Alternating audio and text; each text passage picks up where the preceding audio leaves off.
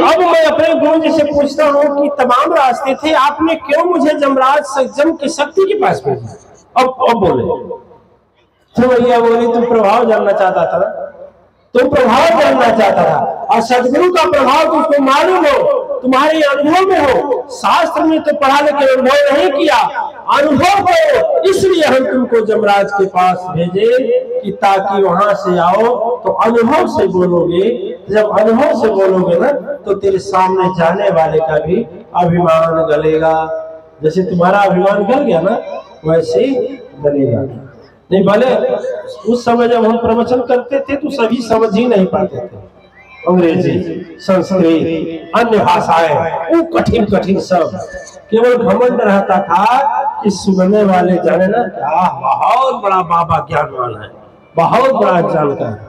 लेकिन जब वो कहा जाता है ना ऊँटवा एक बार, हथिया एक बार ऊँटवा देख ले, अच्छा ऊँटवा जब चलता है ना जानता है कि हम सबसे लंबे हैं, एक बार जब पहाड़ को देख लेता है तो पता लग जाता है ना। तो वैसे सदगुरु के पास आने के बाद सारा अभिमान स्वतः गिरता चला जाता है। दिव्य आत्मा ये तो हमारा अनुभव रहा। फिर एक बार और आपको बताता हूं, सन 84 की घटना है, 25 मई की।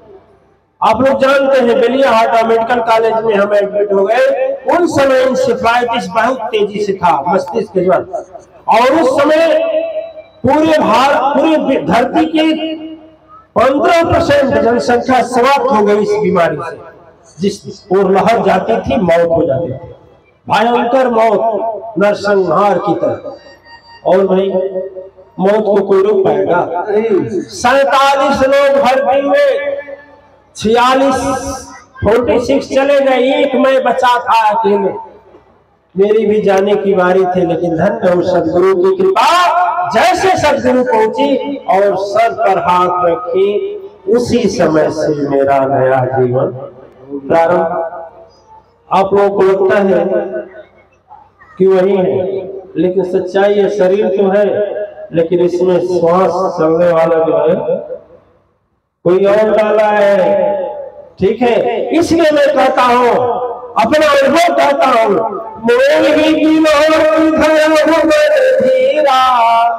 गुरु शरीरा, हमको देकर धीरे रखिए।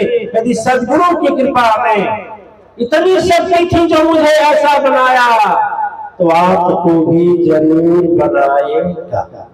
रामायण कुछ लोग या मन रूप बदल कर कह सकता है झूठा है, शास्त्र झूठा है, लेकिन अनुभव कभी झूठा नहीं होता है।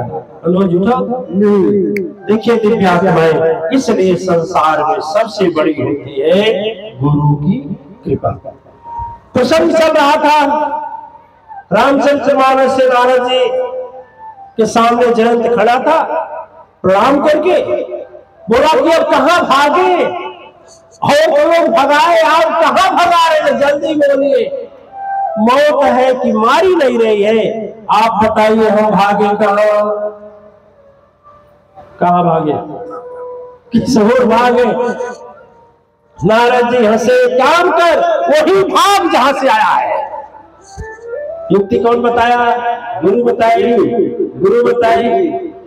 और नारद जी बोले गुरु खोजो, कहे अरे महाराज यहाँ प्राण की लगी है, आप गुरु खोजने के लिए भेज रहे हैं, कहाँ गुरु खोजने जाए, आप ही बन जाइए ना गुरु, कहाँ सदगुरु खोजने जाए।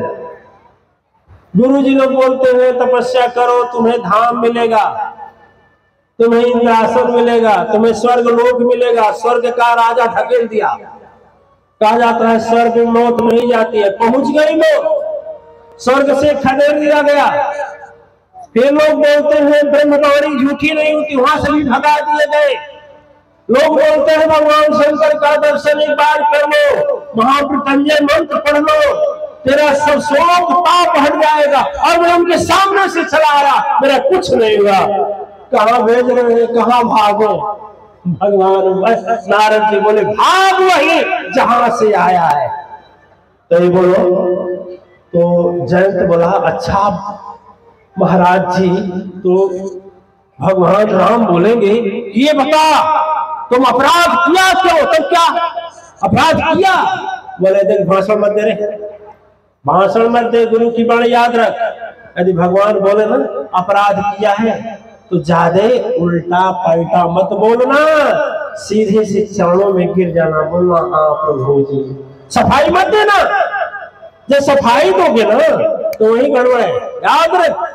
सफाई मत देना। तो बोला कि फिर बोलेंगे क्यों मारा तुमने, सोच तब क्या बोलेंगे? कहे तू मेरा गुरु तू ही बन जाएगा का? सुन, यदि ऐसा बोलते हैं तो बोल देना प्रभाव के जानन कारण सुनहु दयानिधि संत। हे दयानिधि, सबके कष्ट के अंत करने वाले, मैं आपका प्रभाव जानने के लिए तुम्हारा अपराध क्षमा हो जाए। तो फिर बोलेंगे, जयंत बोला कि मान लीजिए गुरु जी बता तो रहे हैं, नारद भगवान से बोले बता तो रहे हैं, और फिर वो कहे कि तुम आया क्यों, तब क्या बोलेंगे? तो बड़ा विचित्र आदमी, तुम सारा भाषण यही देगा। सो जब मैं बोलेंगे ना किस लिए आया तो बोल देना स्वभाव के कारण हे प्रभु मैं आप चरण में आया हूँ। अपराध किया प्रभाव जानने के लिए, अलौट कराया स्वभाव जानने के लिए। क्योंकि हम सुने हैं कि गए शरण प्रभु राखी सब अपराध विसार। देखिए मैं स्वभाव सुना हूं, वेद संत सब कहते हैं, सब लोग बोलते हैं कि जो आपके शरण में आ जाता है उसका सारा अपराध क्षमा कर देते हैं। इसलिए लेकिन ये मत बताना कि गुरु जी सिखाए हैं, नहीं गड़बड़ हो जाएगा। याद रख, इस समय तुझे कोई नहीं बचा सकता है, बचा सकता है तो सदगुरु की बाणी बचा सकती है। बोलिए साचे दरबार की जय।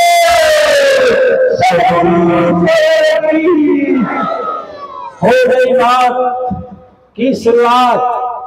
अब वो तो बेतहाशा नारद जी समझाए गए, 3 फीट की दूरी है, यानी 1 मीटर दूरी है मौत के और तुम्हारे। जो भगवान राम का बाण चल रहा है ना, महज 1 फुट की दूरी पर है, 1 मीटर की दूरी पर है, वो क्या आगे नहीं बढ़ जाता?